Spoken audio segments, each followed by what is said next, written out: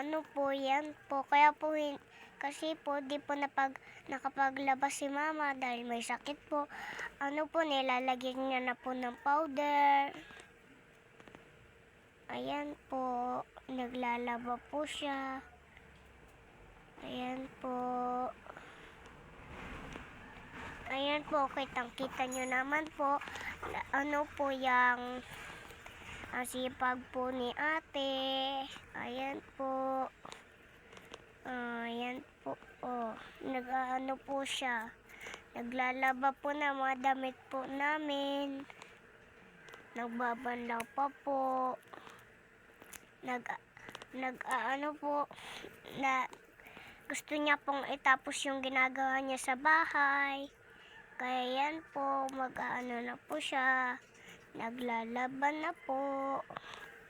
Ayun po. Sinisilip niya po kung madami, kung nasan po yung brush. Nakita niya po doon. Ayan po. Ayan po, nag-ano na po siya. Rinabrush niya na po yung mga damit. Ayan po. Ayan po. Oh, kitang-kita nyo naman. Naglalaba talaga po si ate. Ayan po. Kasi pag niya diba po. Kaya po, maging matulungan kayo sa magulang nyo po. Ayan po. Ayan po.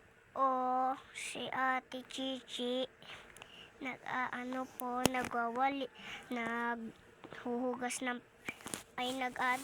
naglalaba po. Ayan po. Kita nyo naman po, naglalaba na po ng mga damit namin.